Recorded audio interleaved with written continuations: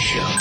Turn up your mind. All right, this is the governor of Minnesota, Governor Walz. I think the step is because our trans neighbors, our children, are feeling the pressure. We see states that are using state power as an apparatus of cruelty, quite honestly. And we know that these are communities that are always under risk. We know they have some of the highest suicide rates, attacks of hate crimes against them. And I think in Minnesota, reaffirming through the executive order that whether it be making sure our insurance companies are paying for what they need to pay for, or making it clear that if you come to Minnesota, we will protect your rights. We are not going to extradite you or cooperate with states that are really trying to take away basic, in many cases, life-saving health care. So it's an unfortunate circumstance being caused by states that are choosing to make life more difficult for people, to try and marginalize people, and to try and, quite honestly, try and criminalize people for being just who they are. That's not going to happen in Minnesota. Congratulations, Tim Walz. You are a decent stand-up guy. That is the governor of Minnesota. Also, the governor of Michigan,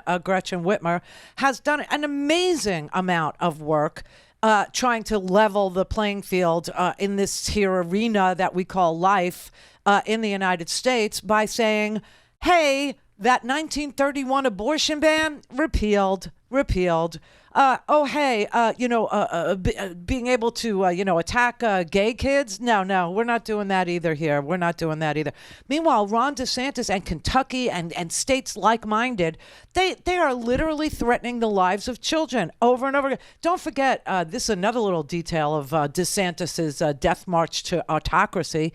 Remember, he took over a New College, right? A liberal arts school. A little tiny liberal arts school has less than 1,000 students. He felt the need to take that school over, fire everybody that is in a position of teaching or professorship or power or administratively, and replace them with his hand-picked maidens, okay? And guess what happened to New College? Guess what? So we told you that New College was founded by, a reverend, and it was literally you had donors who were providing the money to keep New College going. They just pulled all their donations. So Ron DeSantis's little stunt there at New College, taking over the New College, it's going to cost $29 million in lost revenue for that school because they're pulling their donations in response to what Ron DeSantis did there. The idea that he's going to ban history and studying, and so after his takeover, the donors started to contact the person who was in 13 donors who have New College in their estate plans, to give to New College, and other contributors started canceling all their contributions. They oppose what's happening at the college under DeSantis's appointees. One donor alone, one donor who was a very large donor to New College, canceled a planned donation of $18 million.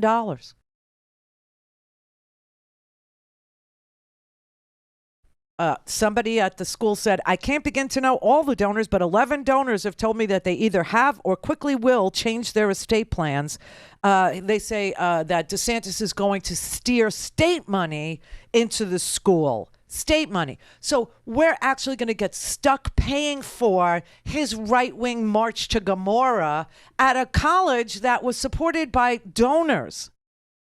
All because he wants to be president of the United States, and he needs to prove that he is sufficiently Nazi enough or fascist enough or autocratic enough to go all in on a liberal arts college and destroy it, right? Their foundation, the New College Foundation, had $43.5 million in assets in 2019. And it's now about to lose 29 million of those dollars because people are sickened by what he's, doing. And then you see the decent governors. Then you see the Tim Walzes of Minnesota. You see the Gretchen Whitmers of Michigan. You see governors, like Gavin Newsom say, you know what? You Walgreens, you don't want to sell mifepristone? Really? You have a thing where you don't want to sell it? Fine. Guess what? California has a $54 million contract with you.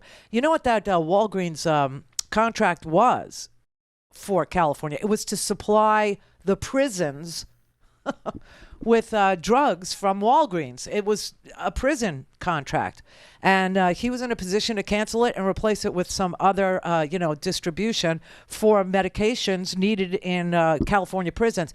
Apparently, that was worth $54 million. And he said, you know what? You want to play this game? We could play it too. So we're going to cancel our contract with Walgreens.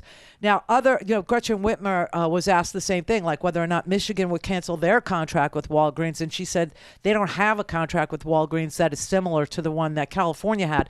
And in case you were hearing that, in the grapevine today, what she was talking about is California has a prison contract, and Whitmer's prisons don't have the same contract with Walgreens. So that's what we're talking about. But people of good faith, people who are decent, people who don't think that stepping on children's books or stepping on journalists or stepping on free speech, or stepping on the right to assembly, or stepping on your ability to have your grievances redressed.